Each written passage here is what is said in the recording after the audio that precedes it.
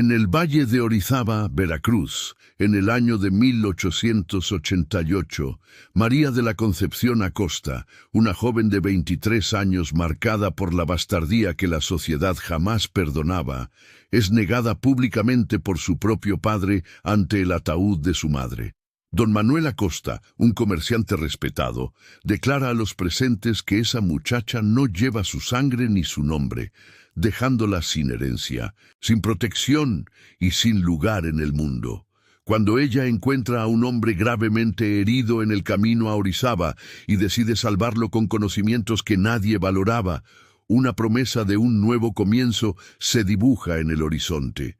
Pero lo que nadie imaginaba era que aquel hombre era el temido varón de la Huasteca y que aquel gesto cambiaría el destino de ambos para siempre. Interacción con la audiencia. Cuéntame en los comentarios desde dónde sigues esta historia y dime qué es lo que más te conmueve en un romance de época. Prepárate para una narrativa de redención, sanación y amor improbable, donde una mujer sin nombre conquista el corazón del hombre más temido del Valle de Orizaba, Mundo Ordinario. El sol de la tarde se filtraba por las rendijas de la modesta casa de madera, trayendo consigo el aroma a café tostado, mezclado con el olor a tierra húmeda que subía del huerto en el patio trasero. En la pequeña cocina, María de la Concepción molía hierbas secas en el mortero de piedra que había pertenecido a su abuela. Sus dedos estaban manchados de verde y morado por las tinturas que había preparado por la mañana. El sonido rítmico del mazo era el único ruido en aquella casa que, semana tras semana, se volvía más silenciosa desde que la tos de su madre cesó. María de la Concepción no era una mujer que llamara la atención por una belleza convencional. Su piel morena, heredada de su abuela afrodescendiente, a quien pocos en la familia se atrevían a mencionar, la hacía distinta en un mundo que aún medía el valor por la claridad de la tez. Su cabello rizado, siempre recogido en trenzas gruesas, y sus manos callosas de tanto trabajar en el huerto medicinal, no correspondían al ideal delicado que se esperaba de las jóvenes casaderas.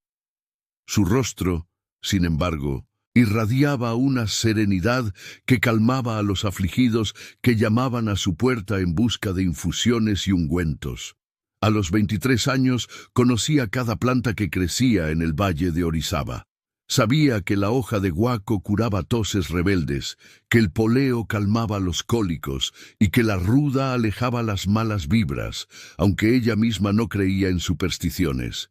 Había aprendido todo de su madre, doña Juana, quien a su vez aprendió de su propia madre, perpetuando un conocimiento que pasaba de generación en generación, invisible a los ojos de los médicos titulados que despreciaban la sabiduría de las mujeres sencillas. La casa donde vivían estaba en la periferia de Orizaba, lo suficientemente lejos de las mansiones de los grandes hacendados cafetaleros para que las visitas nocturnas de don Manuel Acosta no causaran escándalo. Durante años, el comerciante mantuvo a doña Juana y a su hija en un relativo secreto, proveyendo el dinero suficiente para que no pasaran necesidades, pero nunca lo bastante para que vivieran con dignidad. Nunca se casó con doña Juana. Nunca reconoció a María de la Concepción públicamente. Las mantenía como se mantiene un secreto inconveniente, escondido, pero no completamente olvidado. María de la Concepción depositó las hierbas molidas en un frasco de barro y se limpió las manos en su delantal descolorido. Por la ventana veía el cielo tiñéndose de naranja y rosa, anunciando el fin de otro día. Hacía 3 semanas que había enterrado a su madre. 3 semanas desde que la fiebre que ninguna infusión logró curar se llevó a doña Juana, dejando a María de la Concepción completamente sola en aquel mundo que nunca había sido generoso con mujeres como ella. Lo peor no había sido la muerte en sí. Doña Juana había sufrido tanto en los últimos meses que la paz final pareció casi una bendición. Lo peor fue el velorio. Ella aún sentía el peso de las miradas cuando entró en la pequeña iglesia con el ataúd sencillo que consumió sus últimos ahorros.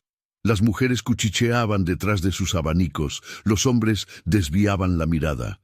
Todos sabían quién era María de la Concepción, la hija bastarda del comerciante Acosta, aquella que no tenía derecho al apellido paterno, aquella cuya existencia era tolerada, pero nunca aceptada.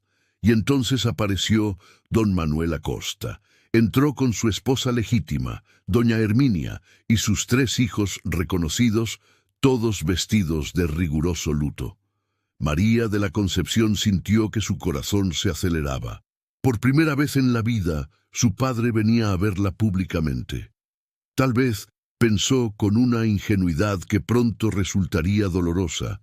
Ahora que su madre se había ido, él finalmente la reconocería. Tal vez le daría al menos el apellido. Tal vez. Pero don Manuel Acosta atravesó la iglesia sin mirarla.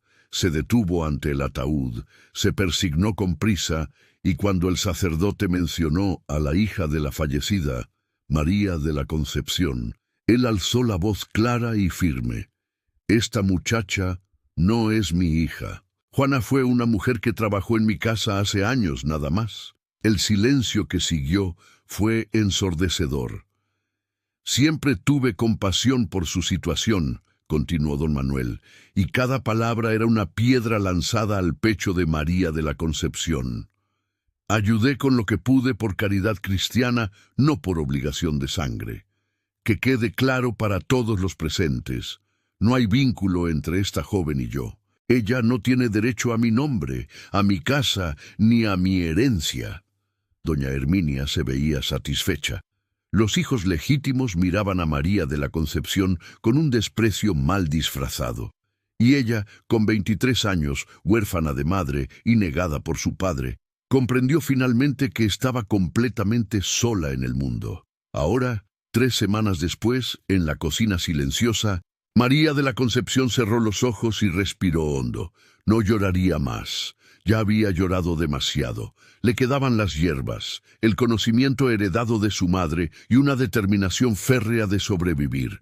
No sabía cómo, pero sobreviviría. No imaginaba que a la mañana siguiente el destino llamaría a su puerta en forma de un hombre ensangrentado y que aquel encuentro reescribiría completamente su historia. Incidente incitante, crisis catalizadora. La madrugada llegó fría y neblinosa, como solía ser en junio en el valle de Orizaba. María de la Concepción despertó con el canto de los gallos y encendió el fogón de leña para preparar café. Tenía por delante un día de trabajo en el huerto. Las hierbas no esperaban a las tristezas personales para crecer. Se puso el vestido gris descolorido. Se calzó las botas de cuero remendadas y salió al patio con su canasta de mimbre. La escarcha cubría las hojas con una fina capa de cristales que brillaban bajo la débil luz del amanecer. Comenzó a cosechar las hojas de menta, revisando cada planta con el cuidado meticuloso que su madre le había enseñado. Fue entonces cuando escuchó un gemido bajo, casi un murmullo, proveniente del camino que pasaba detrás de su propiedad. María de la Concepción alzó la cabeza, con el corazón acelerado. No era común que hubiera movimiento a esa hora, especialmente en ese tramo alejado del camino principal. Soltó la canasta y caminó hacia el sonido, con los pies aplastando la hierba helada. Lo que vio la hizo detenerse bruscamente. Un hombre estaba caído a la orilla del camino, parcialmente oculto por la vegetación.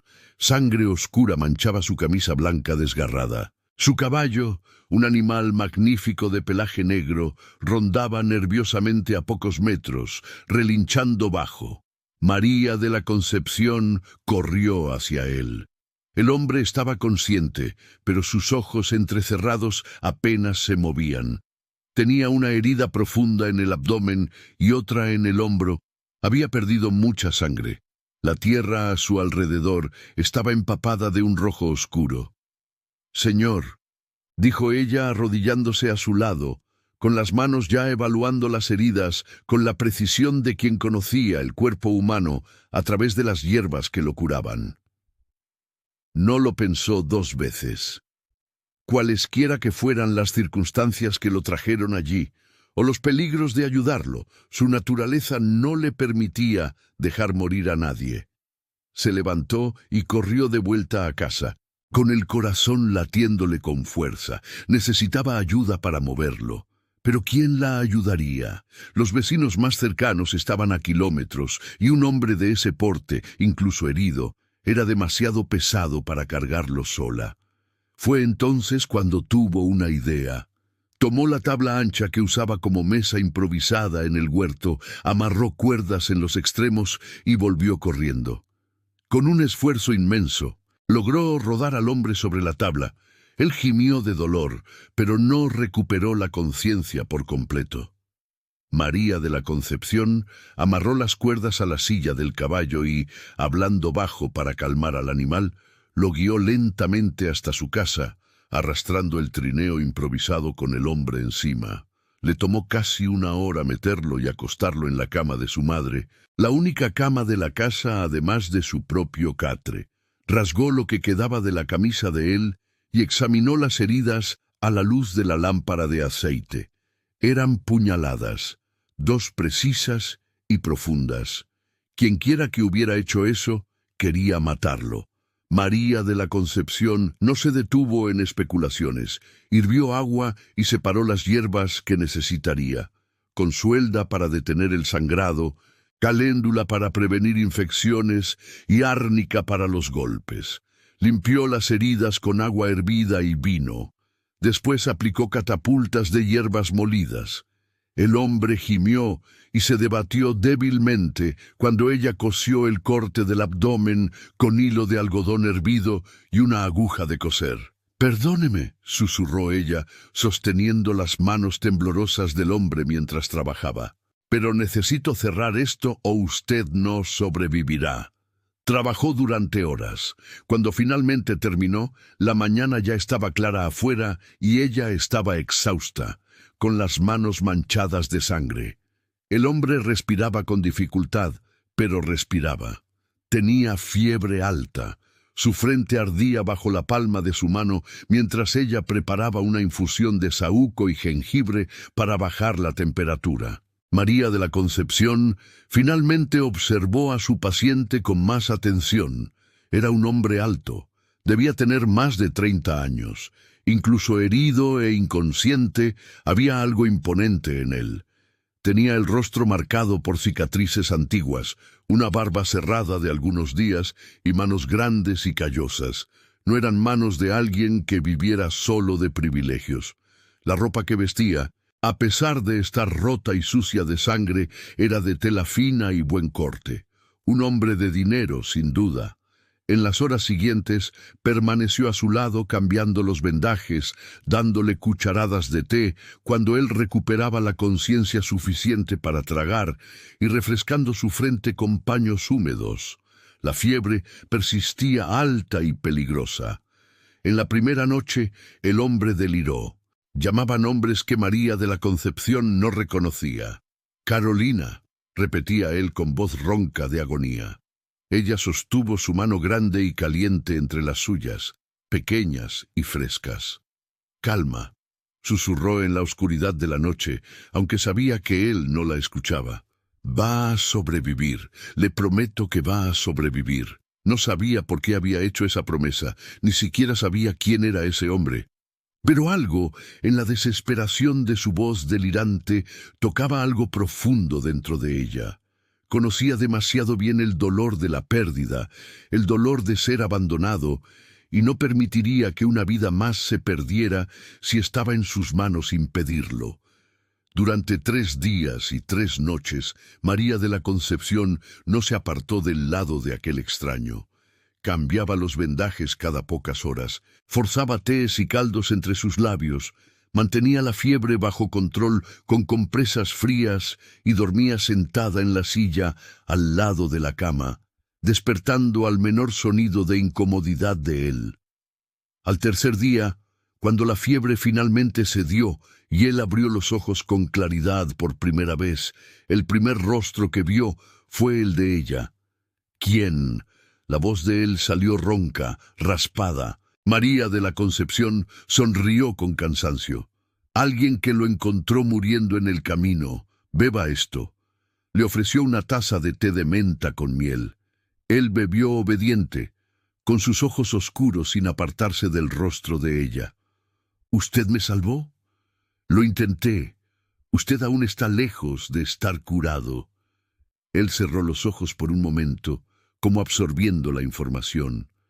Cuando los abrió de nuevo, había algo diferente en ellos, una decisión tomada. «Mi nombre es Juan de Almonte y Vasconcelos», dijo él, y María de la Concepción sintió que la sangre se le helaba en las venas. El varón de la Huasteca. Ella conocía ese nombre. Todos en el valle de Orizaba lo conocían. El hombre más temido de la región, el dueño de la hacienda cafetalera más grande entre la Ciudad de México y Veracruz. Un hombre que, según los rumores, se había vuelto cruel e implacable tras una tragedia que destruyó a su familia hace 10 años. Y ella acababa de salvarlo. Primer punto de giro. María de la Concepción permaneció callada, procesando la revelación. El varón de la Huasteca, el hombre de quien todos hablaban en susurros, el patrón que decían quemaba plantaciones enteras para castigar a trabajadores desobedientes, que nunca mostraba piedad, que había convertido la hacienda La Huasteca en un lugar de trabajo brutal. Don Juan la observaba con esos ojos oscuros y penetrantes, esperando una reacción. «Estoy en deuda con usted», dijo él finalmente, con voz aún débil, pero firme en su intención. «¿Cuál es su nombre?» «María de la Concepción Acosta». Él frunció el ceño. «No conozco a esa familia. No es una familia que usted conocería». Había una amargura involuntaria en su voz. Don Juan la estudió por un largo momento. Vio sus manos callosas, su vestido remendado, las señales de noches sin dormir en su rostro. Vio también algo más, una dignidad que ninguna pobreza lograba borrar, una determinación que brillaba en sus ojos oscuros, algo en aquella mujer que lo había salvado sin pedir nada a cambio, que había pasado 3 días y noches cuidando a un extraño. Tocó algo dentro de él que creía muerto hacía mucho tiempo. «¿A qué se dedica?», preguntó él. «A nada más que al trabajo, hierbas medicinales, curaciones sencillas, nada que le interese a alguien como usted». Don Juan cerró los ojos, sintiendo el dolor de las heridas, pero sintiendo también algo más, una posibilidad, una oportunidad, una deuda que necesitaba pagar de una forma que realmente importara. «Usted salvó mi vida», dijo él cuando volvió a abrir los ojos. «Y yo siempre pago mis deudas. Necesito una enfermera en la hacienda La Huasteca. Mi hija necesita cuidados que los médicos de la ciudad no logran ofrecer». María de la Concepción parpadeó sorprendida. «¿Su hija?» «Carolina, tiene 6 años». La voz de él se quebró levemente. «Un incendio se llevó a mi esposa hace 10 años. Carolina sobrevivió, pero no habla desde aquella noche». El silencio que siguió estuvo cargado de significado. «No soy médica», dijo María de la Concepción suavemente. «Soy solo una mujer que conoce de hierbas». Y fue esa mujer que conoce de hierbas quien me salvó cuando médicos titulados me habrían dejado morir. Don Juan extendió la mano, un gesto que le costó un esfuerzo visible. «Venga a la hacienda La Huasteca, cuide a mi hija, a cambio tendrá casa, comida, protección y un sueldo justo. Tendrá un lugar en el mundo, María de la Concepción Acosta, un lugar donde nadie cuestionará su nombre ni su origen». Ella miró aquella mano extendida, la mano de un hombre al que todos temían. La mano de un hombre que le ofrecía exactamente lo que ella más necesitaba: pertenencia. Sin dudarlo, puso su mano pequeña y callosa en la de él. grande y aún débil. Acepto.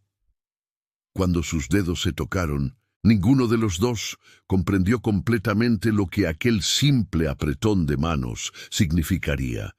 Ninguno de los dos imaginaba que aquel era el primer paso en una jornada que los transformaría a ambos para siempre. Fuera de aquel cuarto modesto, el sol subía sobre el valle de Orizaba, iluminando los cafetales que se extendían hasta donde la vista alcanzaba. Y en algún lugar de esas tierras, don Octavio Méndez Peralta, primo y heredero del barón de la Huasteca, recibía la noticia que no quería escuchar. Juan había sobrevivido a la emboscada.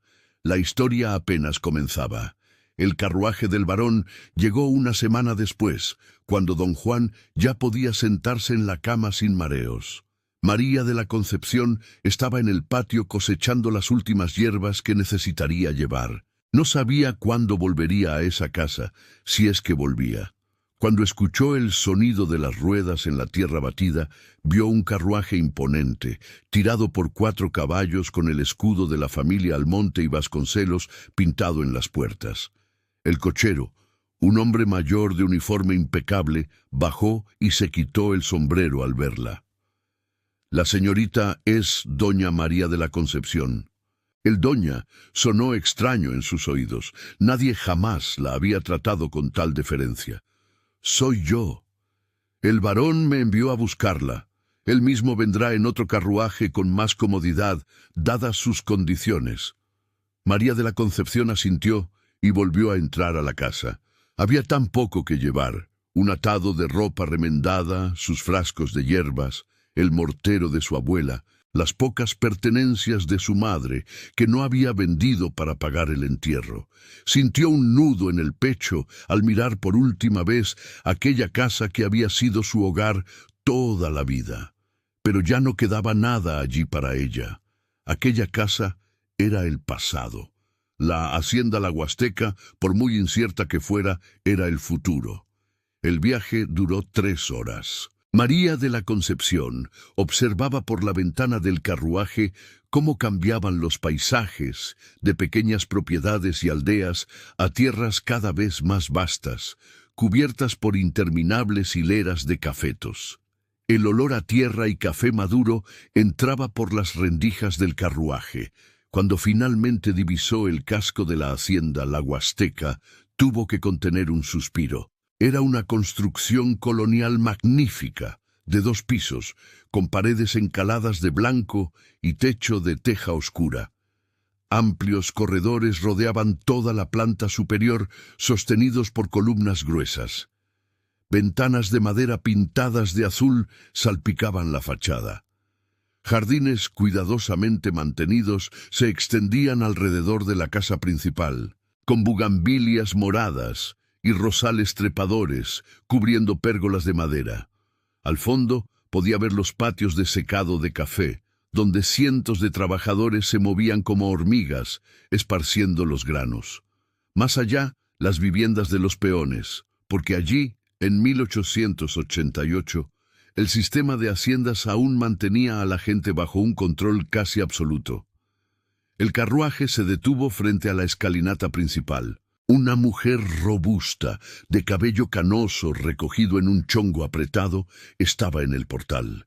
Su vestido negro y severo, el manojo de llaves en la cintura y la expresión de desaprobación mal disfrazada la identificaban de inmediato como el ama de llaves.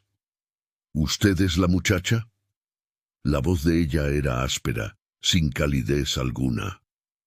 Soy María de la Concepción Acosta. El varón me contrató para cuidar a su hija. Doña Magdalena, se presentó la mujer sin extender la mano, ama de llaves de esta casa desde hace 20 años. Entre y sepa desde ahora que esta es una casa de reglas y orden. No toleraré faltas de respeto ni flojera. María de la Concepción la siguió al interior, sus zapatos sencillos resonando en el piso de duela encerada. El interior de la casa era sombrío, a pesar de las ventanas amplias.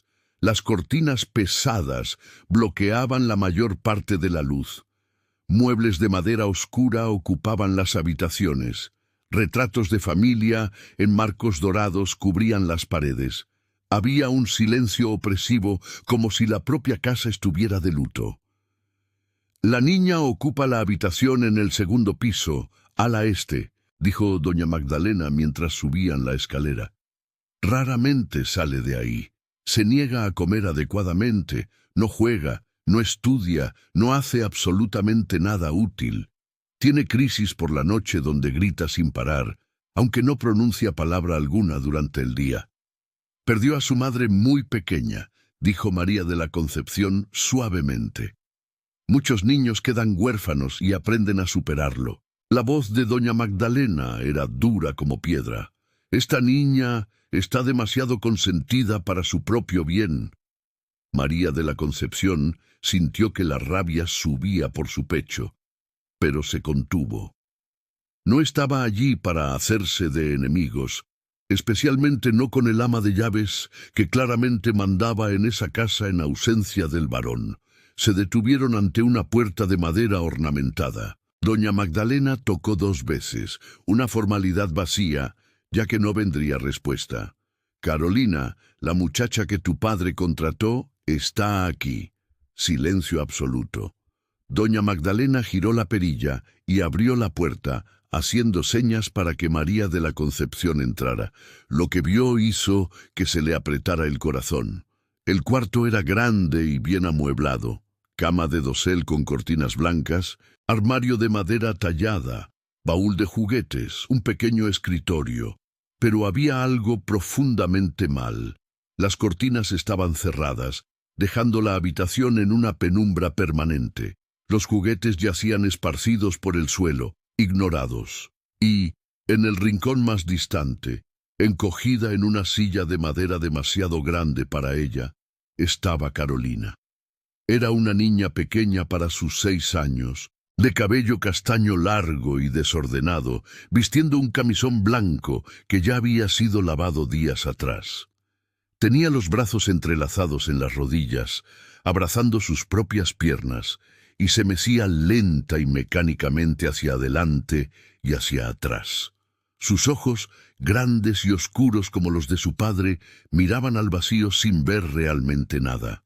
No levantó la vista cuando María de la Concepción entró. No reaccionó de ninguna forma a la presencia de extraños. Continuó simplemente meciéndose, perdida en algún lugar muy lejano de aquella realidad. «Como puede ver», dijo doña Magdalena con un suspiro de resignación, «está más allá de cualquier ayuda. Pero el varón insiste en intentar.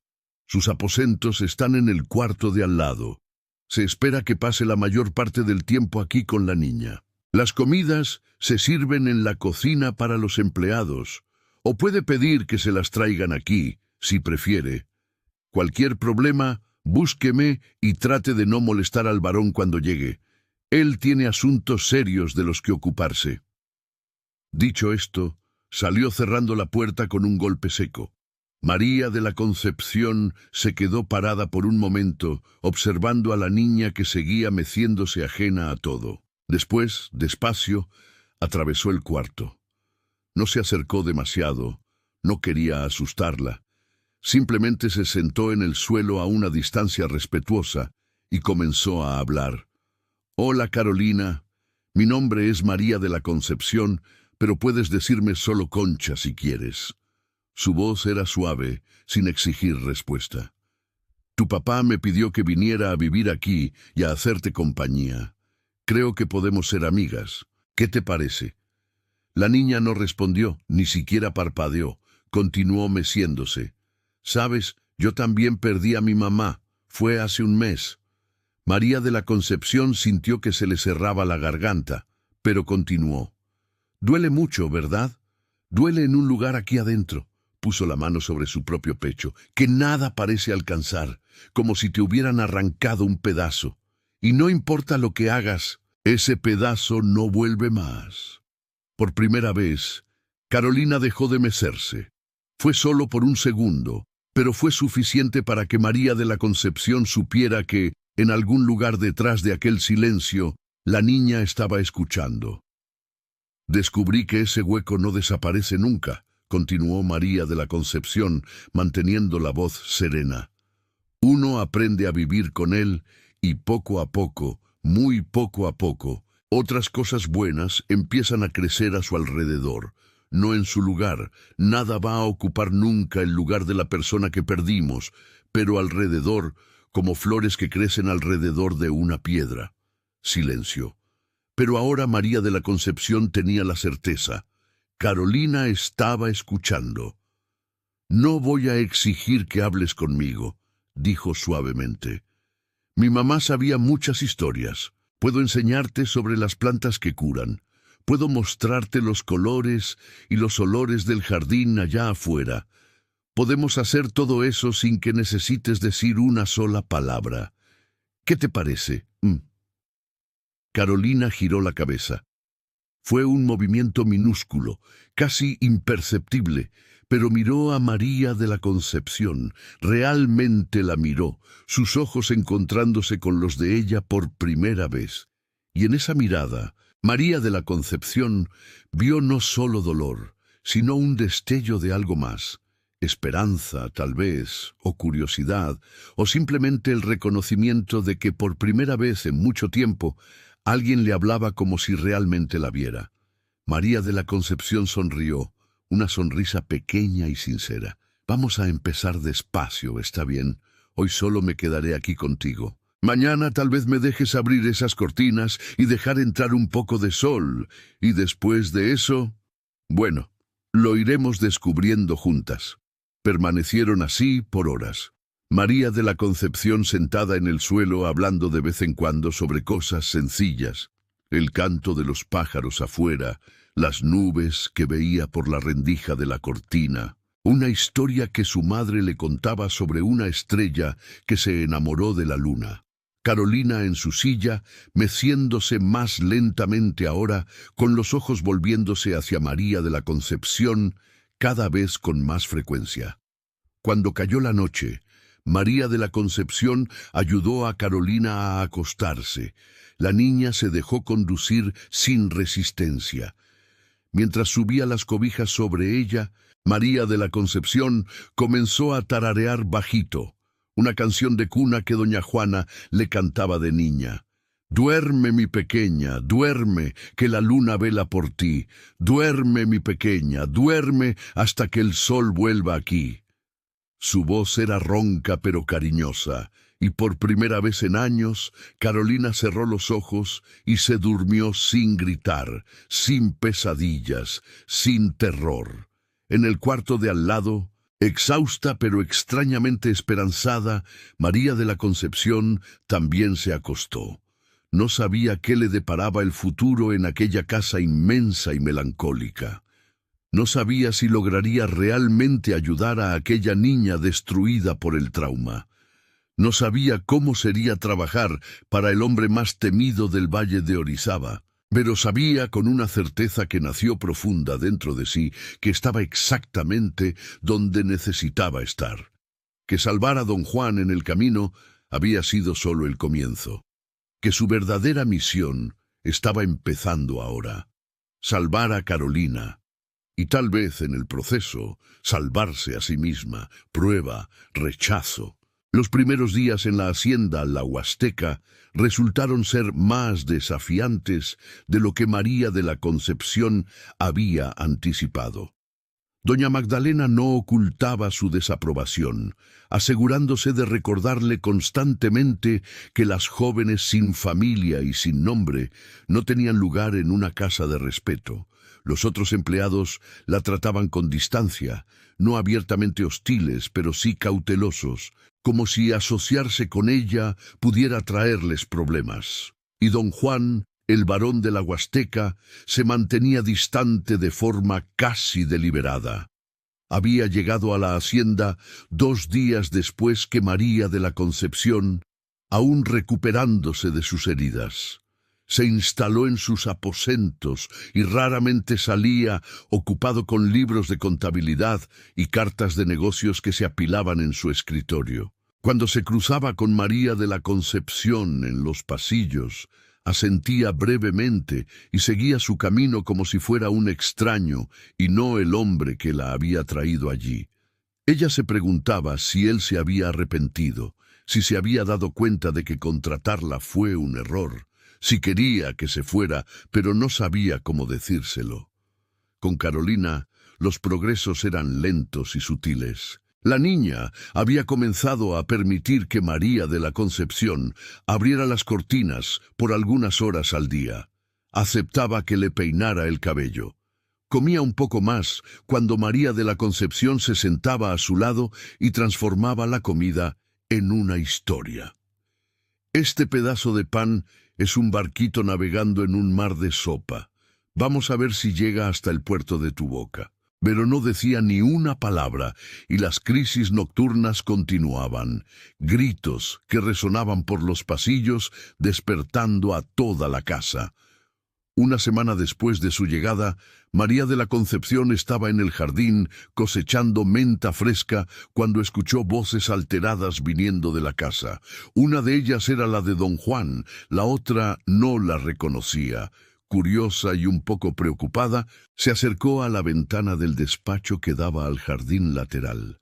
«Es una irresponsabilidad total, Juan», decía la voz desconocida, masculina e irritada. «Traer a una desconocida, sin referencias, sin familia, para cuidar a tu hija. ¿Te volviste loco de remate?» «Ella salvó mi vida, Octavio». La voz de don Juan era fría, controlada. María de la Concepción se detuvo. Octavio. Había escuchado ese nombre antes. Sí, don Juan deliraba con ese nombre durante la fiebre y por los rumores que había captado entre los empleados, don Octavio Méndez Peralta era primo de Juan y su heredero oficial, ya que el varón no tenía hijos varones. «¿La salvó o tuvo suerte?», replicó Octavio. «No sabes nada sobre esa mujer. No sabes de qué familia viene. Si es que viene de alguna familia decente, puede ser una aventurera, una chantajista, una... Cuidado con tus palabras». Por primera vez había un peligro real en la voz de don Juan. «Soy tu primo y tu heredero. Tengo el derecho de preocuparme por tus decisiones». Octavio bajó un poco el tono, pero mantuvo la insistencia, especialmente cuando son decisiones tan impulsivas. Aún estás afectado por las heridas. No estás pensando con claridad. Esta muchacha puede tener todo tipo de intenciones. Mis intenciones fueron salvarle la vida sin pedir nada a cambio. María de la Concepción no pudo contenerse. Entró por la puerta del despacho sin ceremonia, con los ojos brillando de indignación. Mis intenciones fueron aceptar un trabajo honrado para cuidar a una niña que necesita ayuda. Si usted ve maldad en eso, el problema está en su propia alma, no en la mía. El silencio que siguió fue absoluto. Don Juan estaba sentado detrás de su gran escritorio de madera oscura, con los papeles olvidados frente a él. Estaba más pálido de lo que debería, evidencia de que aún no se recuperaba por completo, pero sus ojos, fijos ahora en María de la Concepción, brillaban con algo que ella no lograba descifrar. Octavio, de pie al lado del escritorio, era un hombre de apariencia agradable, alto, bien vestido, con cabello castaño bien peinado y bigote perfectamente recortado. Guapo a primera vista, pero había algo en sus ojos, algo frío y calculador que hacía que María de la Concepción sintiera un escalofrío. «¿Ves, Juan?» Octavio la señaló con una sonrisa que no llegaba a sus ojos. «Ni siquiera respeta la autoridad de esta casa. Invade conversaciones privadas. Habla de igual a igual con su patrón. Este es exactamente el tipo de comportamiento inadecuado del que hablaba. Ella tiene lengua para defenderse». Don Juan se recostó en la silla, con los dedos entrelazados sobre su abdomen herido. «Creo que eso debería ser alentado, no reprendido». «Estás cometiendo un error, primo». La voz de Octavio se endureció. «Pero como siempre, eres demasiado terco para escuchar razones. Solo espero que no te arrepientas cuando sea demasiado tarde. Dicho esto, pasó al lado de María de la Concepción con una mirada de puro desdén y salió del despacho, sus pasos resonando en los pasillos de madera. María de la Concepción permaneció allí, aún respirando agitadamente por la rabia, sintiendo que sus mejillas ardían. «Lo siento mucho», dijo ella finalmente bajando la mirada. «No debí hacerlo». Juan la interrumpió y había algo casi como una sonrisa en sus labios. «Él estaba siendo injusto y usted se defendió bien». Ella levantó la vista, sorprendida. «Aún así, fui irrespetuosa. Si usted quiere que me vaya». «No quiero», lo dijo con tanta firmeza que no dejó lugar a dudas. «Octavio es mi primo y lo quiero como a mi familia, pero puede ser». Precipitado en sus juicios, no escuche lo que dice. Él cree que tengo segundas intenciones y las tengo. María Concepción lo miró directamente. «Mis únicas intenciones son hacer mi trabajo, ayudar a Carolina y ganarme honradamente el sueldo que usted me prometió. No espero nada más que eso. No quiero nada más que eso». Juan la observó por un largo momento. Después sintió como si ella hubiera pasado una prueba invisible. «¿Cómo está Carolina?» «Mejor lentamente, pero mejor. Ayer me dejó peinarle el cabello. Hoy por la mañana, cuando le conté una historia de pajaritos, creo que casi sonrió». Por primera vez, algo en el rostro duro de Juan se suavizó. «¿En serio?» «Casi. Todavía no por completo, pero está saliendo de su caparazón, centímetro a centímetro». María Concepción dio un paso al frente. «Don Juan, ¿puedo preguntar qué fue lo que pasó? No tiene que contarme si no quiere, pero cuanto más sepa sobre su trauma, mejor podré ayudarla». Juan se quedó en silencio tanto tiempo que María Concepción pensó que se negaría. Pero entonces empezó a hablar, con la voz baja y cargada de un viejo dolor. «Fue hace 10 años. Carolina tenía 6 meses. Hubo un incendio. Empezó en la cocina por la noche. Se propagó tan rápido». Cerró los ojos. «Yo estaba de viaje, por negocios en la Ciudad de México. Cuando volví, el ala este de la casa estaba destruida. Mi esposa Elena murió intentando salvar a Carolina. Logró pasársela a una empleada por una ventana antes de que las llamas la consumieran». «Lo siento mucho», susurró María Concepción, y eran las palabras más sinceras que jamás había dicho. «Carolina casi muere también.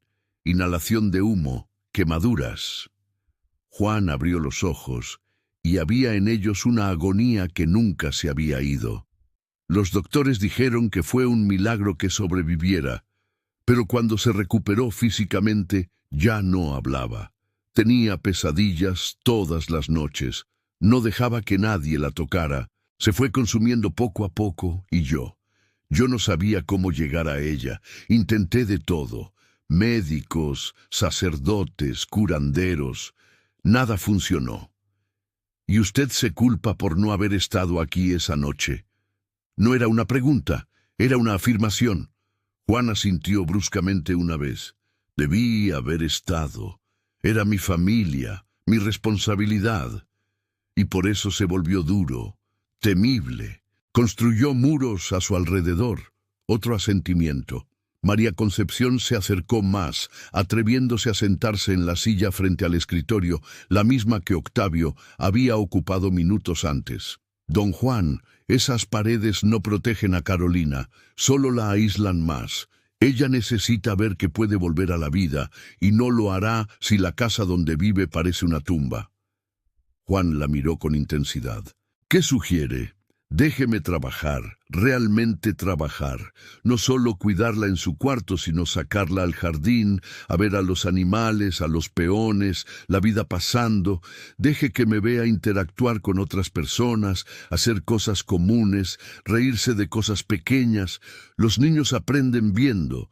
Si todo lo que ve son cuartos oscuros y adultos callados, eso es lo que creerá que es la vida». Andé si tiene una crisis. Si algo la asusta, entonces estaré ahí para calmarla. María Concepción habló con convicción. Pero no puedo curarla manteniéndola en una burbuja. El trauma no se cura con aislamiento, se cura con vida, con pequeños momentos de normalidad, hasta que la normalidad sea posible de nuevo. Juan se quedó en silencio pensando. Finalmente preguntó, ¿realmente cree que puede ayudarla? Lo creo. No había duda en su voz. No sé cuánto tiempo tomará, no sé si volverá a hablar algún día, pero puedo hacer que vuelva a sonreír. Puedo enseñarle que el mundo no es solo dolor, que aún hay cosas bonitas, que vale la pena estar viva. Juan la miró por un largo tiempo. María Concepción sostuvo la mirada sin bajar los ojos. Había algo cambiando entre ellos en ese momento, algo más allá de patrón y empleada, más allá de hacendado y enfermera, un reconocimiento mutuo, dos almas heridas reconociendo el dolor de la otra. Hágalo, dijo Juan finalmente. Haga lo que crea mejor. Tiene mi permiso y mi apoyo total. Cualquiera que ponga obstáculos me responderá a mí. Eso incluye a doña Magdalena. Una sonrisa amarga tocó sus labios, especialmente a doña Magdalena. María Concepción se levantó, sintiendo por primera vez desde que llegó a la Hacienda La Esperanza que realmente tenía una oportunidad, una misión real, un propósito. Juan, dijo él de repente, cuando estemos a solas, puede llamarme Juan. Dejemos las formalidades innecesarias. Ella parpadeó sorprendida, luego asintió. Juan, entonces, y yo la llamaré Concepción. Él inclinó la cabeza. María Concepción es muy largo. Conchita está bien. Ella sonrió, una sonrisa pequeña pero genuina. Fue lo que le dije a Carolina. Es un nombre demasiado largo. Cuando María Concepción salió del despacho, se sentía diferente, más ligera, como si hubiera pasado una prueba crucial y ahora finalmente tuviera permiso para hacer lo que mejor sabía hacer: curar. No solo con hierbas, sino con presencia, con paciencia, con amor. En el pasillo se cruzó con doña Magdalena. La ama de llaves abrió la boca para decir algo, seguramente una crítica, pero Conchita pasó junto a ella con la frente en alto, sin intimidarse. Las cosas estaban cambiando en la Hacienda La Esperanza. Conchita lo sentía en cada fibra de su ser, y en el despacho, Juan permaneció sentado, mirando hacia la puerta por donde ella acababa de salir. Una sensación extraña y olvidada se movía en su pecho. Algo que no sentía desde hacía 10 años. Esperanza. 2C. Punto medio. El giro central. Los meses siguientes trajeron cambios sutiles pero profundos a la Hacienda La Esperanza. María Concepción cumplió su promesa. Sacó a Carolina del cuarto, primero solo al portal, luego al jardín, y finalmente a dar paseos por los terrenos de la hacienda. La transformación de la niña era lenta pero innegable. Empezó con pequeños gestos: tocar los pétalos de una rosa con curiosidad, observar las mariposas posarse en las flores, levantar el rostro para sentir el sol de la mañana. Después vinieron las expresiones faciales, un fruncir de ceño cuando algo la intrigaba, una casi sonrisa cuando María Concepción hacía algo gracioso. Y una tarde de septiembre, 8 meses después de la llegada de María Concepción, ocurrió lo imposible. Estaban en el jardín, sentadas bajo la sombra de un viejo mango. María Concepción le enseñaba a Carolina a hacer coronas de margaritas con los dedos ágiles, entrelazando los tallos con paciencia infinita. Carolina observaba con atención absoluta. Luego intentaba imitarla con sus manitas pequeñas luchando con las flores delicadas. Fue entonces cuando apareció un colibrí, con sus plumas verde esmeralda brillando al sol. Se mantuvo en el aire a pocos centímetros de Carolina, con las alas vibrando tan rápido que se volvían invisibles. La niña se quedó congelada, con los ojos muy abiertos por el asombro. Y entonces, por primera vez en 10 años, Carolina habló. «Lindo». María Concepción sintió que las lágrimas le quemaban los ojos. No hizo aspavientos, no hizo escándalo. Eso podría asustar a la niña y devolverla al silencio. Simplemente sonrió y dijo suavemente: «Sí, mi vida, es muy lindo. Se llama colibrí. Colibrí». Carolina probó las sílabas con cuidado, como si redescubriera lo que era hablar. «Eso es. Muy bien, Carolina». La niña la miró y por primera vez en años sonrió. Una sonrisa verdadera que iluminó todo su rostro y la hizo parecer finalmente la niña de 7 años que era. Así fue como Juan las encontró minutos después, cuando venía del despacho a buscar a María Concepción para discutir algo sobre las medicinas de Carolina. Se detuvo en el jardín, oculto por las enredaderas, y observó la escena. Su hija, abrazada a aquella mujer que había llegado como una extraña y se había convertido en su salvadora, sonriendo genuinamente por primera vez desde que era bebé. Algo dentro de él se rompió, no dolorosamente, sino como cuando el hielo viejo finalmente se rinde al calor de la primavera. 10 años de muros, cuidadosamente levantados, empezaron a agrietarse. María Concepción levantó la vista y lo vio. Sus miradas se encontraron a través del jardín y en ese momento ambos lo supieron. No lo dijeron. Tal vez ni siquiera se lo admitían a sí mismos todavía. Pero lo supieron. Algo había cambiado entre ellos, algo profundo e irreversible. Juan cruzó el jardín con pasos lentos, casi vacilantes. Se arrodilló al lado de Carolina y su voz estaba ronca cuando habló. «Mi pequeña, hablaste». Carolina miró a su padre con esos ojos grandes y oscuros, tan parecidos a los de él. «Papá». Él estrechó a su hija entre sus brazos y lloró. Lloró como no lloraba desde la muerte de Elena. Lloró 10 años de culpa, de soledad, de desesperación, y Carolina se dejó abrazar con sus bracitos delgados rodeando el cuello de su padre. María Concepción se alejó discretamente, dándoles privacidad para ese momento, pero antes de que pudiera irse muy lejos, Juan extendió una mano y agarró la de ella, sujetándola con firmeza. «No». La miró, con el rostro mojado por las lágrimas, pero los ojos brillando con algo nuevo. «Quédese. Usted es parte de esto. Usted nos devolvió el uno al otro». María Concepción sintió que el corazón se le apretaba. La mano de él era grande y cálida, envolviendo la suya por completo. Debería soltarla. Debería mantener la distancia apropiada entre patrón y empleada. Debería, pero no la soltó. Simplemente apretó sus dedos de vuelta y se quedó allí, testigo de aquel momento de curación, parte fundamental de aquella familia destrozada que finalmente empezaba a reconstruirse. Fue entonces cuando oyeron unos aplausos lentos y sarcásticos que venían del portal. Octavio estaba allí, apoyado en la barandilla, observándolos con una expresión que mezclaba desprecio y algo más oscuro, odio puro. «¡Qué escena tan conmovedora!», dijo con la voz destilando veneno. «La heroína salvadora, el hacendado agradecido, la niña milagrosamente curada.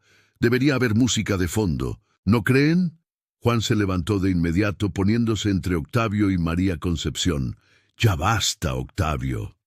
«¿Basta?». Octavio bajó los escalones del portal despacio. Cada palabra era una estocada.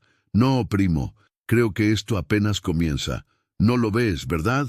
¿O eliges no verlo porque ella es bonita y servicial y dice exactamente lo que quieres oír?». «¿De qué estás hablando?». La voz de Juan era peligrosamente baja. «De esta mujer». Octavio señaló a María Concepción como si fuera algo sucio. «¿Sabes quién es ella realmente? ¿Sabes de dónde viene?». María Concepción sintió que se le helaba la sangre. No, él no se atrevería. Es la hija bastarda de Manuel Acosta, el comerciante. Octavio sonrió victorioso al ver el impacto en el rostro de Juan. Ese mismo Manuel Acosta que te debe dinero desde hace años, ese mismo que intentó negociar sus deudas varias veces, y de repente, qué coincidencia extraordinaria, su hija rechazada aparece para salvarte en un camino desierto. Estás insinuando. Juan se volvió hacia María Concepción con confusión y el inicio de la desconfianza en sus ojos. No estoy insinuando nada. Estoy declarando hechos. Octavio se acercó más. Ella no estaba allí por casualidad, Juan. Fue enviada, probablemente instruida para ganarse tu confianza, entrar en tu casa, volverse indispensable. Y ahora mira. Gestó hacia el jardín, hacia la escena doméstica que presenciaba. Está funcionando perfectamente. Al rato estará pidiendo dinero, o peor, matrimonio, y toda la fortuna de los Vasconcelos irá a parar a manos de una chantajista y su padre quebrado. Eso no es verdad. María Concepción dio un paso al frente, temblando de rabia. Yo ni siquiera sabía quién era Juan cuando lo encontré. No tenía nada planeado. Claro que vas a decir eso. Octavio se rió sin humor. Pero los hechos hablan por sí solos. Hija de un deudor, sin familia, sin nombre, sin nada que perder y todo por ganar. Convenientemente aparece para salvar al hombre que puede resolver todos los problemas financieros de su padre. Y tú, miró a Juan, estás tan ciego de gratitud y soledad que no ves la manipulación que ocurre bajo tu propio techo. Lárgate. La voz de Juan era puro hielo. ¿Qué? ¿Lárgate? ¡Lárgate!, rugió Juan. Y Carolina se aferró asustada a las faldas de María Concepción. Sal de mi propiedad ahora mismo. Juan, tienes que escuchar a la razón. Lo único que necesito es verte lejos de aquí. Juan avanzó y había violencia en cada línea de su cuerpo. Viniste a mi casa, frente a mi hija, a acusar a una mujer que solo nos ha traído bien, que me devolvió a Carolina, que nunca pidió nada a cambio. ¿Y tienes la audacia de llamar a eso manipulación? Un día vas a despertar y verás que tengo razón. Octavio retrocedió, pero mantuvo su sonrisa cruel. Y ese día, todo lo que construiste habrá sido destruido por esta. Termina esa frase y te juro que olvidaré que somos primos. Octavio miró de Juana María Concepción y en sus ojos había un odio puro ya sin disfraces. Está bien, me voy. Pero recuerda, primo, te lo advertí, y cuando todo se derrumbe, no digas que no lo sabías. Se dio la vuelta y se fue, sus pasos resonando en el silencio tenso que dejó atrás.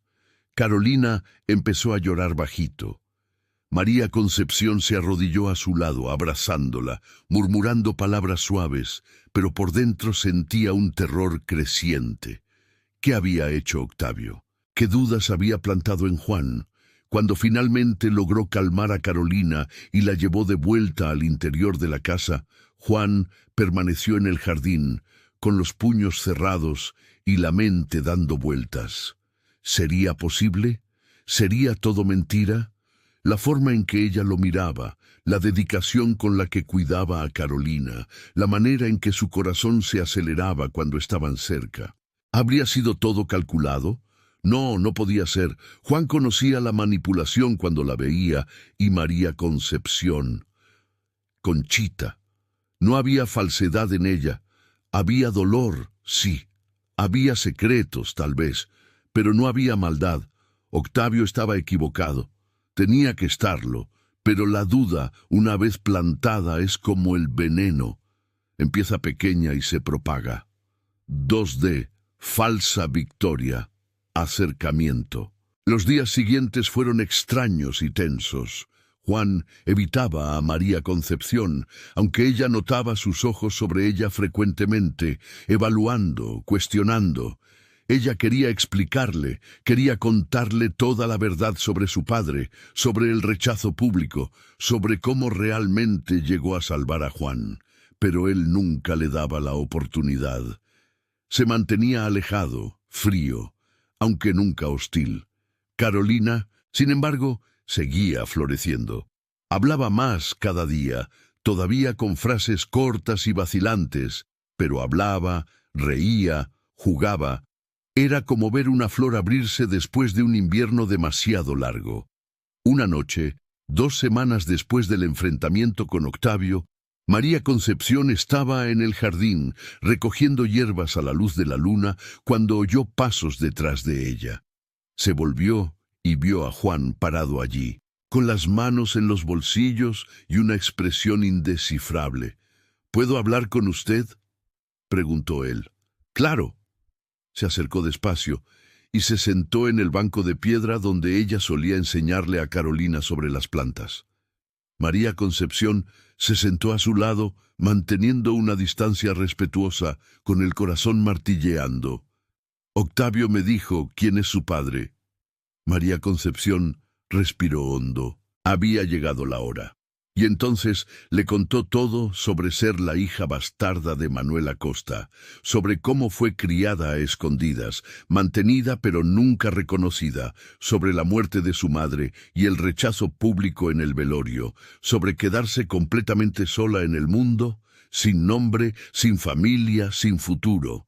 Yo no sabía quién era usted cuando lo encontré, dijo ella. Su voz era firme a pesar de las lágrimas que amenazaban con caer. Vi a un hombre muriendo, e hice lo que mi naturaleza me dictaba. Intenté salvarlo. Si hubiera sabido que era el dueño de la hacienda La Esperanza, tal vez me habría asustado más, pero no habría actuado diferente. No puedo ver a alguien sufrir y no hacer nada. ¿Y su padre? ¿Él sabe que está aquí? No lo sé. No nos hablamos desde el velorio.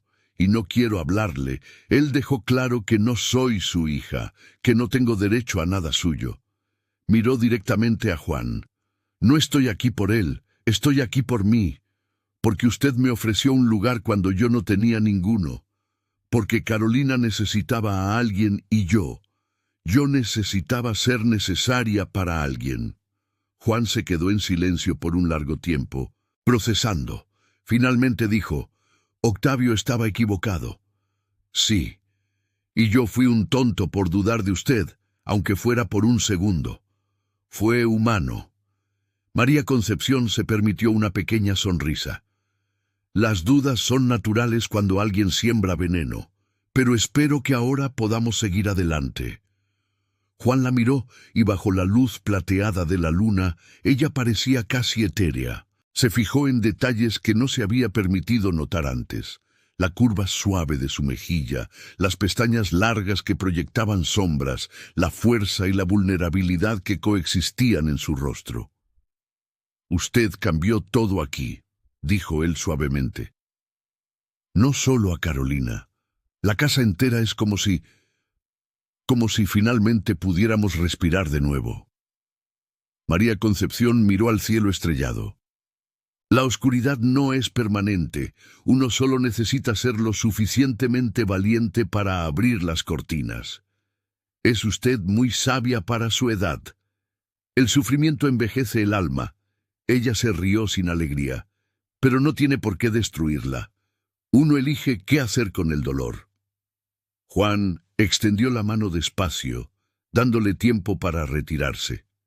Cuando ella no se movió, él tocó suavemente su rostro, con el pulgar trazando la curva de su mejilla. «Conchita». Ella cerró los ojos ante su toque, con el corazón disparado. «No», susurró ella, aunque cada fibra de su ser gritaba que sí.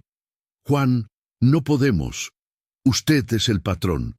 Yo soy solo el hombre al que le salvó la vida, que me devolvió a mi hija, que me hizo recordar que aún soy capaz de sentir». Su voz era ronca. «No hay nada de solo en usted. La gente va a hablar, van a decir exactamente lo que dijo Octavio, que soy una aprovechada, una cazafortunas. ¿Y desde cuándo me importa lo que diga la gente? Desde que afecte a Carolina, ella finalmente se está curando. No podemos arriesgarnos a meter más escándalo en su vida». Juan dejó caer la mano, sabiendo que ella tenía razón, pero odiándolo. «Entonces, ¿qué hacemos? Seguimos como estamos, patrón y empleada, hacendado y enfermera. Ella abrió los ojos y estaban brillando por las lágrimas no derramadas. Es lo correcto. ¿Y si no quiero hacer lo correcto? Él sonrió tristemente. Si yo quiero simplemente sentir, entonces tendrá que guardar esos sentimientos, como yo guardaré los míos. Se quedaron allí sentados en silencio, tan cerca que podían sentir el calor del otro, tan distantes como las estrellas sobre ellos. Dos corazones latiendo al mismo ritmo imposible, dos almas que se reconocían, pero no podían unirse, no todavía, tal vez nunca. Cuando María Concepción finalmente se levantó y volvió a la casa, Juan permaneció en el jardín, mirando al cielo, sintiendo un vacío que no sentía desde la muerte de Elena. Pero era un vacío diferente, no de pérdida, sino de posibilidad negada. Se había enamorado contra toda razón, contra todo buen sentido. Se había enamorado de aquella mujer sin nombre y sin fortuna que había venido de la nada y lo había cambiado todo, y no tenía la menor idea de qué hacer con eso. 2E. Todo se derrumba. La noche oscura del alma. Pasaron 3 meses. Era principios de mayo de 1889 y se acababa de firmar la abolición de la esclavitud en México. La hacienda. La esperanza pasaba por transformaciones, con trabajadores recién liberados decidiendo si se quedarían como empleados asalariados o buscarían vida en otros lugares. Juan trabajaba incansablemente para que la transición fuera justa, pagando sueldos honestos y construyendo mejores viviendas. María Concepción y Juan mantenían su distancia respetuosa, aunque eso se volvía más difícil cada día. Roces de manos por accidente, miradas que duraban un segundo más de lo debido, conversaciones que terminaban en silencios cargados de cosas no dichas. Carolina, ahora de 7 años, hablaba con fluidez y reía con frecuencia. Llamaba a María Concepción mi Conchita, con una posesividad cariñosa, y había empezado a hacer una pregunta que dejaba a los adultos sin respuesta. ¿Conchita va a vivir siempre aquí con nosotros? Fue en una tarde lluviosa de mayo cuando todo se derrumbó. María Concepción estaba en el jardín techado, enseñándole a Carolina sobre las diferentes texturas de las hojas, cuando un mensajero llegó al galope. Traía una citación oficial. El juez de distrito de la región quería ver a María Concepción inmediatamente en el tribunal de Querétaro.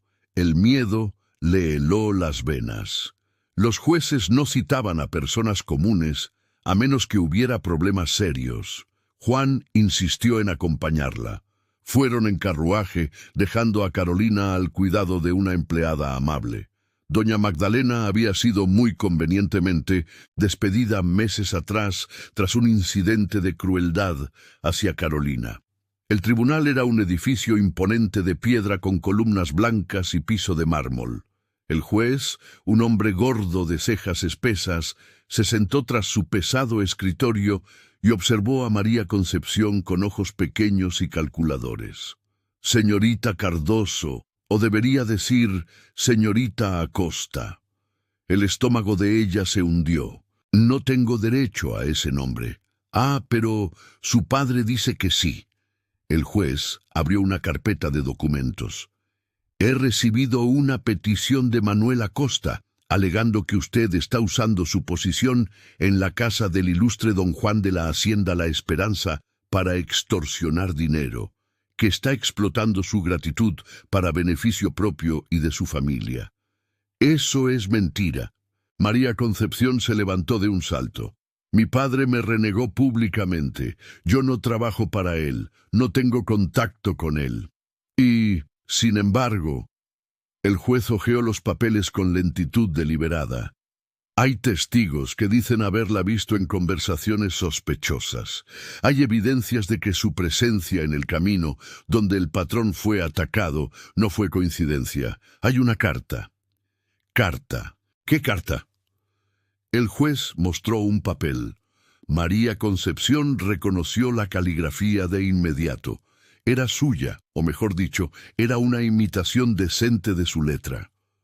Padre, está funcionando exactamente como planeamos. El patrón confía en mí plenamente. Pronto podremos negociar el pago de sus deudas. Tenga paciencia.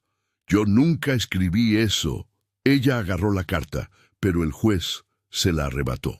Es su letra. Es una falsificación conveniente. El juez se recostó en su silla. Señorita Cardoso, su padre exige que investigue esta situación. Como hombre de leyes, debo considerar seriamente las acusaciones de extorsión contra miembros respetados de nuestra comunidad. Nada de esto es verdad. Juan habló por primera vez, con la voz peligrosamente calmada. Esta mujer salvó mi vida. Curó a mi hija y jamás me ha pedido un centavo más allá de su sueldo justo. Don Juan, con todo respeto, usted podría estar comprometido emocionalmente. El juez sonrió de forma untuosa. La gratitud puede cegar incluso a los hombres más sensatos. ¿Me está llamando tonto? Sugiero que tal vez no esté viendo la situación con claridad. Fue entonces cuando la puerta del tribunal se abrió y entró Octavio, seguido por Manuel Acosta, un hombre flaco de ojos fríos, a quien María Concepción reconoció como su padre, pero que bien podría ser un extraño. Tan distante era el afecto entre ellos. «Ah, señor Acosta», el juez asintió, «le agradezco que venga a testificar». Conchita sintió que el mundo daba vueltas. Testificar. Octavio. Juan comprendió en el mismo instante. El color desapareció de su rostro. «Tú». Se volvió hacia su primo con una furia incandescente. «Fuiste tú quien hizo esto. Tú falsificaste la carta. Conspiraste con él». Señaló a Manuel Acosta. «Conspirar es una palabra muy fea, primo». Octavio sonrió con esa sonrisa que nunca llegaba a los ojos. «Prefiero pensar que te estoy protegiendo de tu propia ingenuidad. Esta mujer es exactamente lo que dije que era. Una manipuladora.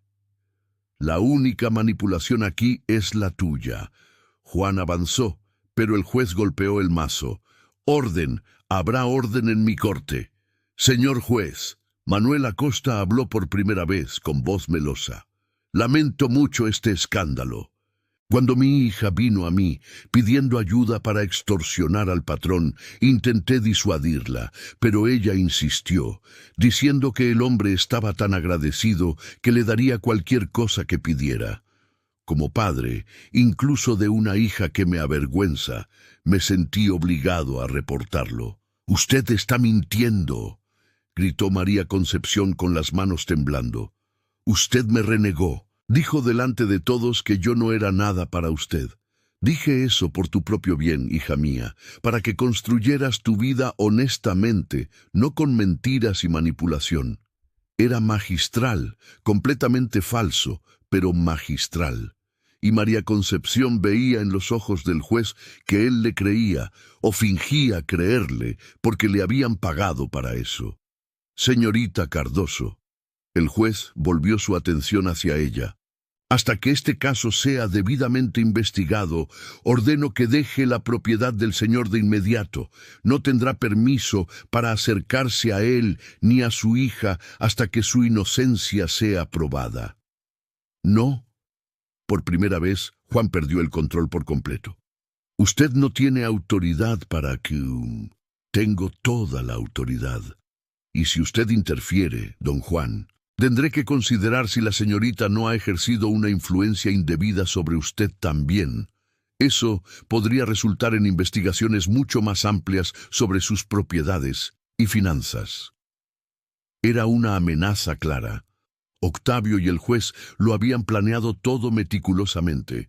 Juan podía luchar, pero eso pondría en riesgo no solo a él, sino a toda la hacienda y a sus trabajadores. María Concepción vio la derrota en sus ojos y sintió que su propio corazón se despedazaba. «Está bien», dijo ella con la voz extrañamente calmada a pesar de las lágrimas que corrían por su rostro. «Me iré.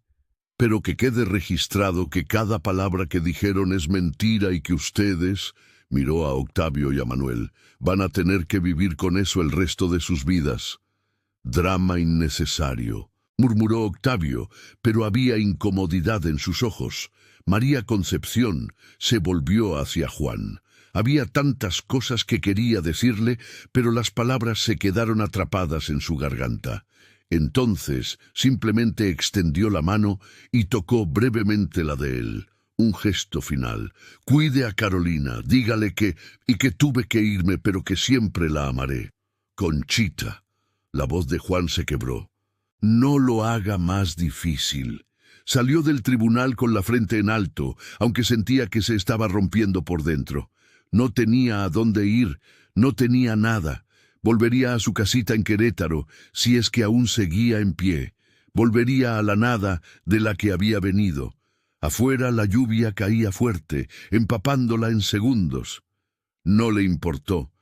Caminó por las calles lodosas sin rumbo, solo queriendo alejarse de ese lugar, de esa gente, de ese dolor.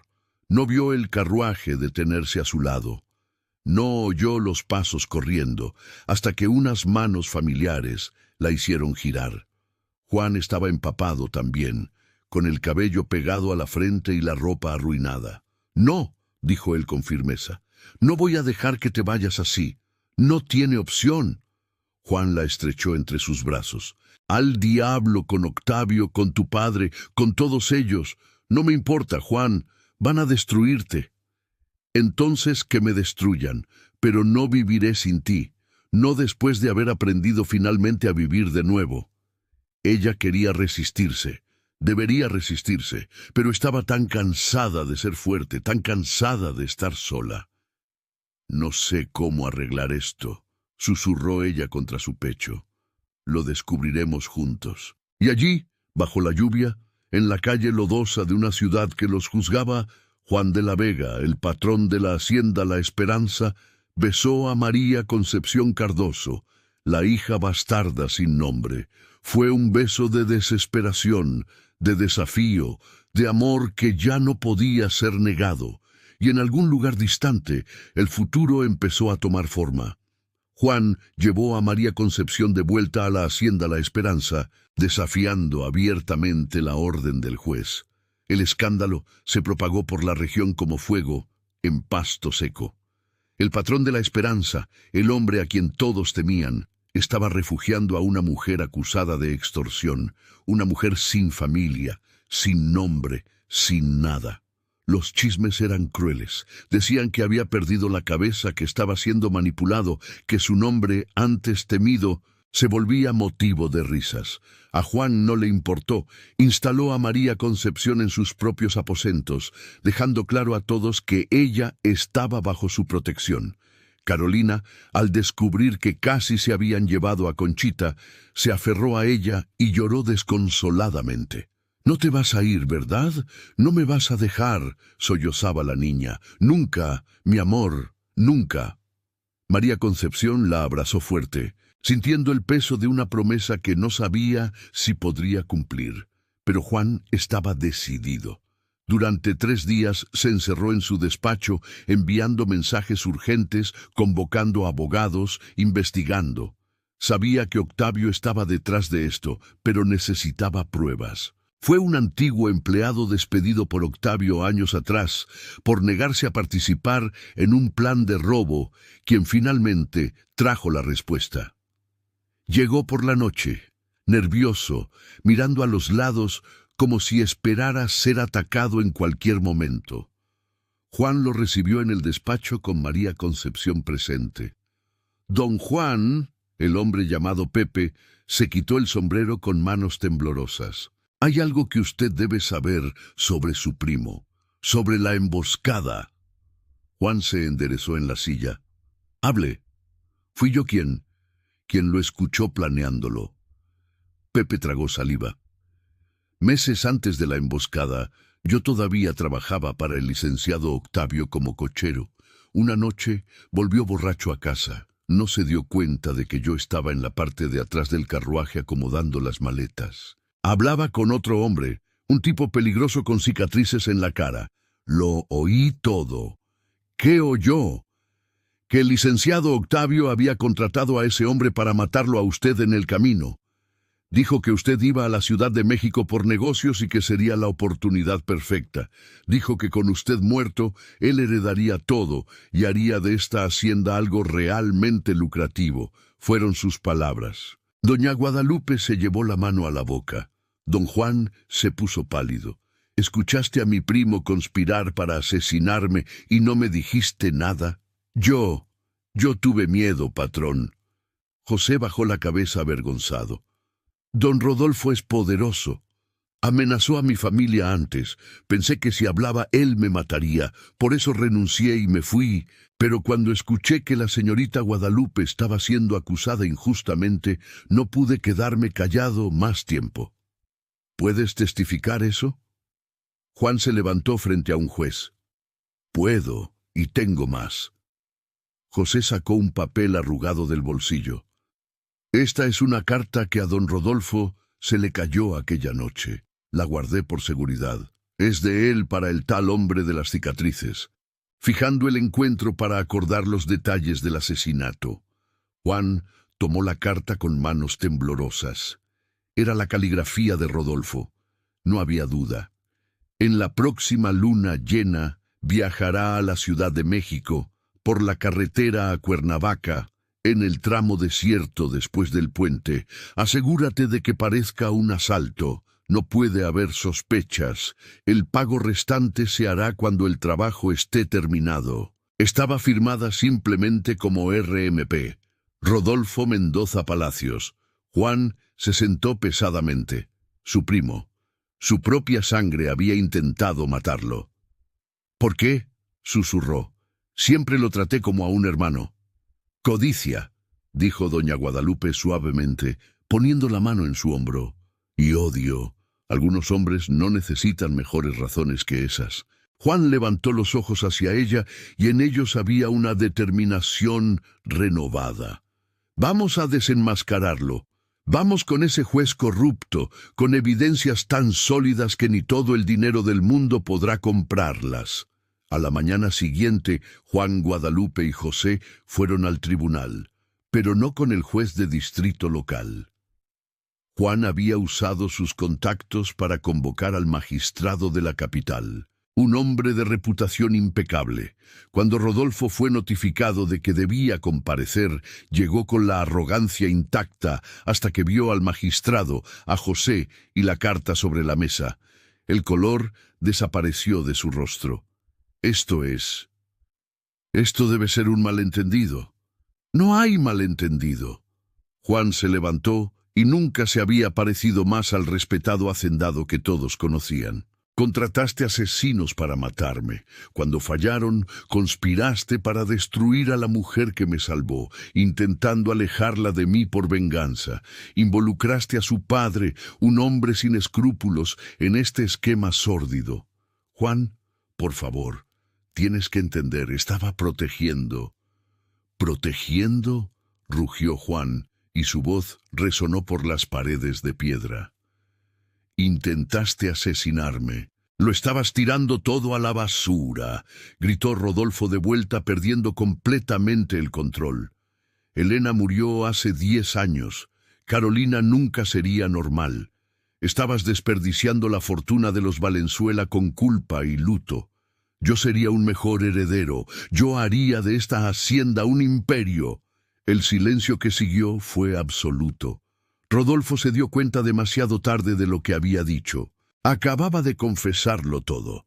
Don Rodolfo Mendoza Palacios. El magistrado habló con voz grave. Queda usted arrestado por intento de homicidio, conspiración criminal, falsificación de documentos y soborno a un oficial público. Los guardias que esperaban afuera entraron. Rodolfo intentó resistirse, pero fue inútil. Mientras se lo llevaban, le gritó a Juan: «Te vas a arrepentir. Esta lagartona te va a destruir. Ya verás». Juan simplemente se dio la vuelta dándole la espalda. Para él, Rodolfo había dejado de existir en ese momento. El magistrado se dirigió a Guadalupe. «Señorita Valdés, Todos los cargos en su contra quedan anulados. El señor Manuel Castro también responderá por su participación en este esquema. Usted queda completamente exonerada. Guadalupe sintió que las rodillas le flaqueaban. Había terminado, realmente había terminado. Juan la sostuvo antes de que cayera, atrayéndola a sus brazos. Se acabó, susurró él en su oído. Finalmente se acabó. Una semana después, Juan convocó a una reunión a todos los trabajadores de la Hacienda San José. Por primera vez en una década, mandó decorar la casa. Flores frescas en todos los cuartos, ventanas abiertas para dejar entrar el sol y el aire. Guadalupe estaba en la recámara con Carolina, cambiándole la ropa a la niña por algo más bonito, aunque no sabía exactamente el porqué de tanta celebración. Lupita, Carolina sostuvo su mano pequeña entre las grandes. Mi papá está diferente. ¿Diferente cómo? Feliz. Ahora sonríe de verdad. ¿Cómo me enseñaste que sonríe la gente feliz? Guadalupe sintió que el corazón se le apretaba de amor por aquella niña que tanto había crecido. ¿Y tú estás feliz también? Carolina lo pensó un momento con seriedad, luego asintió. Lo estoy. Porque tú estás aquí, porque mi papá está aquí, porque somos una familia. ¿Una familia? Las palabras resonaron en la mente de Guadalupe mientras bajaba con Carolina. El salón principal estaba lleno. Trabajadores de la hacienda, empleados de la casa, vecinos, todos reunidos, y en el centro, Juan, vistiendo su mejor traje, esperando. Cuando Guadalupe entró, él sonrió, una sonrisa verdadera que iluminó todo su rostro y lo hizo ver 10 años más joven. Damas y caballeros, comenzó con voz clara y fuerte. Los reuní a todos aquí hoy porque necesito hacer una declaración pública y necesito que todos sean testigos. Caminó hacia Guadalupe, que permanecía quieta, confundida, pero con el corazón empezando a latir acelerado. Esta mujer... Juan tomó su mano. Salvó mi vida cuando me estaba muriendo. Curó a mi hija cuando los doctores decían que no tenía remedio. Devolvió la luz a una casa que estuvo muerta por 10 años. Los murmullos corrían entre la multitud. Y más que eso, continuó Juan, ella me enseñó a vivir de nuevo. Me mostró que el peso de la culpa y el luto no tiene que cargarse para siempre. Que podemos honrar a los muertos viviendo de verdad, no existiendo en las sombras. Se arrodilló. Guadalupe ahogó un grito. La multitud se quedó en silencio absoluto. Guadalupe Valdés, dijo él, y su voz estaba ronca de emoción. Llegaste a mi vida como una tormenta inesperada, derribando muros que tardé años en construir. No puedo ofrecerte un pasado sin manchas. Soy un hombre marcado por la pérdida y el error. Pero puedo ofrecerte un futuro, un lugar a mi lado, no como empleada, sino como compañera, como esposa, como madre de mi hija y, si Dios quiere, de los hijos que aún tendremos. Sacó una cajita del bolsillo y la abrió. Dentro, un anillo sencillo pero hermoso, de oro con una esmeralda en el centro. Perteneció a mi abuela, dijo él. Y sería mi mayor honor verlo en tu dedo, si me aceptas, si puedes amar a un hombre que fue lo suficientemente tonto como para casi dejarte escapar. Ella miró al hombre arrodillado ante ella, este hombre al que todos temían, pero que entregaba su corazón como un regalo frágil. Yo no tengo nada que traer a este matrimonio, dijo ella con voz quebrada. Ni dote, ni una familia respetable, ni un apellido de valor. Te traes a ti misma. Juan se levantó aún sosteniendo el anillo. Y tú eres todo lo que siempre quise, pero nunca supe que necesitaba. La gente va a hablar, van a decir que soy una interesada, que usted se volvió loco. Que hablen. Él sonrió. Di que sí, Lupita. Déjame pasar el resto de mi vida demostrando que valió la pena salvarme en aquella carretera. Ella miró a Carolina, que observaba todo con los ojos muy abiertos. La niña asintió vigorosamente, como diciendo, «Di que sí». Guadalupe miró a la multitud de trabajadores, a muchos de los cuales había curado de enfermedades pequeñas y grandes en los últimos meses. Vio aceptación en algunos rostros, duda en otros, pero principalmente vio curiosidad. Una nueva historia comenzando. Miró al hombre frente a ella. Este hombre que había perdido tanto y aún así había encontrado el valor para amar de nuevo. Sí, dijo ella finalmente. Sí, Juan. Sí a todo eso. Él deslizó el anillo en su dedo, luego la atrajo para un beso que hizo que la multitud estallara en aplausos. Carolina corrió y abrazó las piernas de ambos riendo, y por primera vez en una década, la Hacienda San José conoció la alegría verdadera. El matrimonio se llevó a cabo un mes después, en junio de 1889, en la pequeña capilla de la hacienda. Fue sencillo pero hermoso. Guadalupe usó un vestido blanco sin muchos adornos, su cabello rizado trenzado con flores silvestres.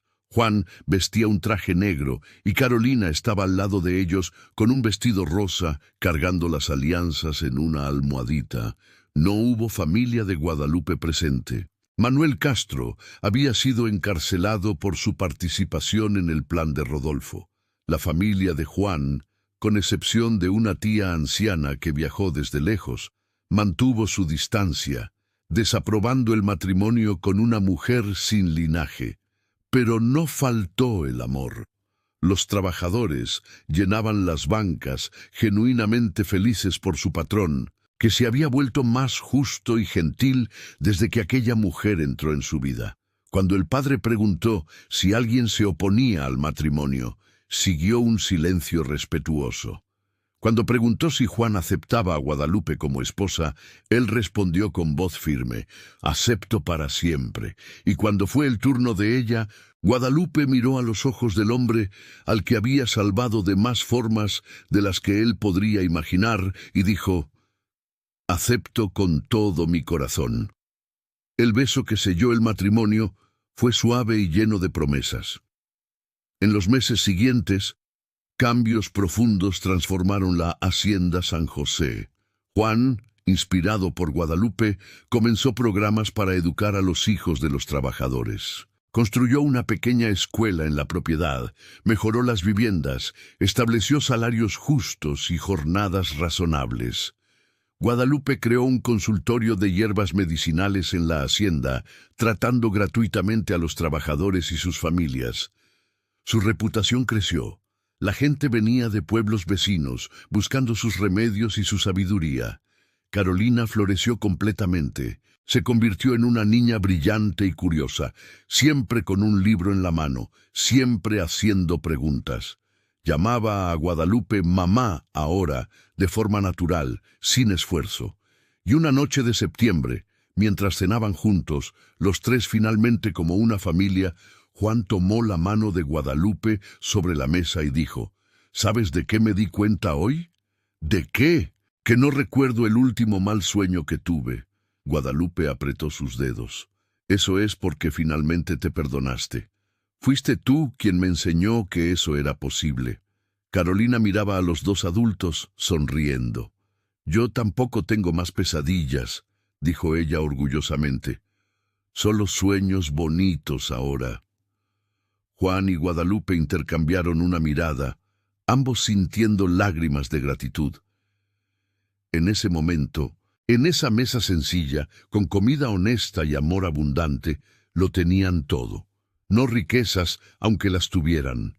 No estatus, aunque el apellido Valenzuela pesara, sino algo más precioso: pertenencia, sanación, futuro. Por la noche, acostados juntos en su recámara, Guadalupe descansaba la cabeza en el pecho de Juan, escuchando los latidos fuertes y constantes de su corazón. «Salvaste 3 vidas en esa carretera», murmuró Juan en la oscuridad, besando su cabello. «La mía, la de Carolina y la tuya propia». «Tal vez todos nos salvamos unos a otros», respondió ella suavemente. «Tal vez esa sea la naturaleza del amor verdadero. No una persona salvando a otra, sino ambas, decidiendo vivir juntas». Juan la apretó más fuerte y en el silencio de aquella noche, ambos lo supieron. Esto era solo el comienzo. Hacienda San José, Valle de Bravo, mayo de 1900. La mañana llegó dorada y cálida a la Hacienda San José, trayendo consigo el aroma del café floreciendo y la tierra trabajada. Por la ventana abierta de la recámara principal se podía escuchar el canto de los pájaros, mezclado con voces de niños jugando en el jardín. Guadalupe Valdés de Valenzuela, ahora de 35 años, estaba en la cocina supervisando la preparación de la comida. Usaba un vestido sencillo de algodón azul, el cabello recogido en un chongo flojo, con algunos mechones rizados escapando y enmarcando su rostro. Estaba más llena que en su juventud, con las marcas de 3 embarazos suavizando sus curvas, pero sus ojos mantenían aquel brillo de determinación y bondad que siempre la había caracterizado. «Mamá, Miguel me está persiguiendo otra vez». Una niña de 8 años, de cabello castaño ondulado y ojos oscuros idénticos a los de su padre, corrió a la cocina y se escondió tras las faldas de Guadalupe. Teresa tenía la vivacidad de Carolina y la terquedad de su padre, una combinación que mantenía a todos constantemente alertas. «Miguel», llamó Guadalupe, ocultando una sonrisa. Un niño de 10 años apareció en la puerta con el cabello despeinado y una oruga verde en la mano. «Solo quería enseñársela», protestó Miguel, idéntico a Juan en su testarudez, pero con el corazón gentil de su madre. Teresa hizo una mueca. «Niños, no pelearemos antes de la comida». Guadalupe tomó la oruga cuidadosamente de la mano de Miguel.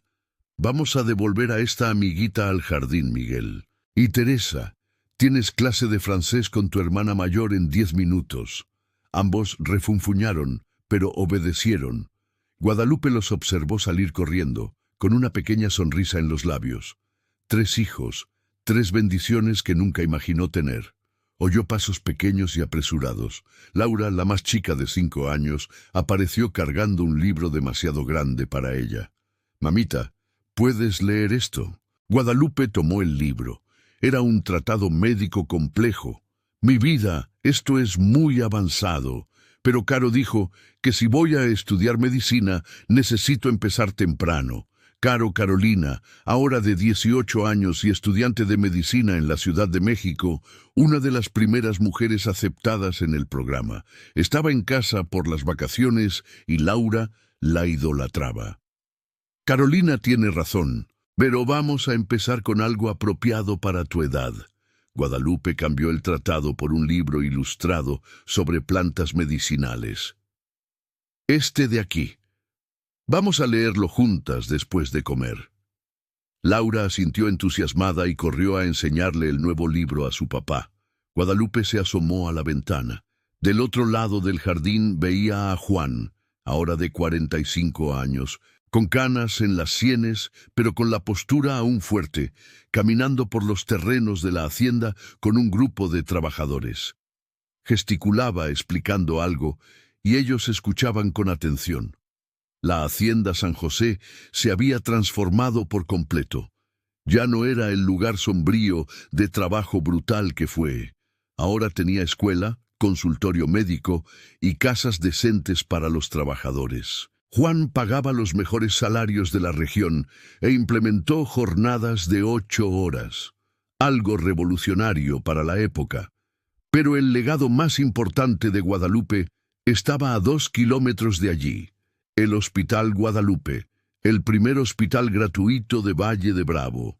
Ella lo había fundado hacía 5 años, usando parte de la fortuna de los Valenzuela y donaciones de otras haciendas. Atendía a cientos de personas mensualmente, pobres, trabajadores rurales y personas que aún luchaban por encontrar su lugar en el mundo.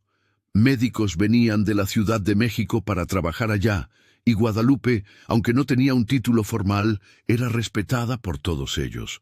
Sus conocimientos de herbolaria, combinados con técnicas modernas, salvaban vidas que la medicina sola no podía. Aún soñando despierta, unas manos conocidas rodearon su cintura por detrás. Juan besó su cuello suavemente. ¿Pensando? Ella asintió, inclinándose hacia atrás contra su pecho. ¿En cómo llegamos aquí? Una larga jornada. La mejor jornada. Juan la giró suavemente para encararla.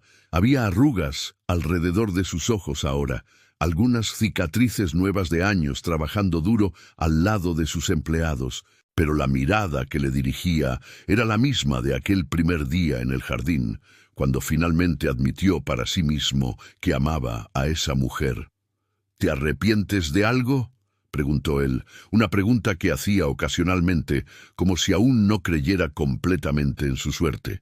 Ni de un solo momento. Ella tocó su rostro, con los dedos trazando las líneas que el tiempo había grabado. ¿Y tú?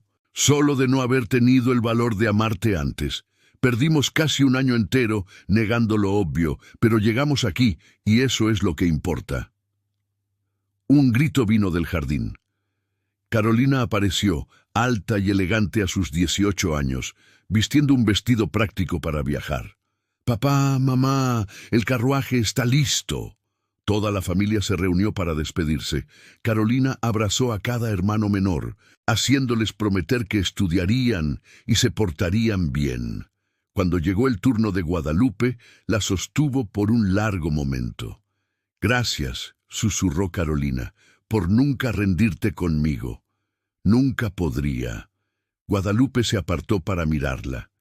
Esta joven mujer segura y brillante, que un día fue una niña rota. Eres la prueba viva de que la sanación es posible, de que el amor conquista hasta los traumas más profundos. Es lo que voy a llevar a mi práctica médica. Carolina sonrió. Lo que tú me enseñaste, que curar no es solo tratar síntomas, es ver a la persona completa. Juan se despidió de su hija con promesas de visitarla pronto. Cuando el carruaje desapareció por la carretera, él permaneció allí, junto a Guadalupe.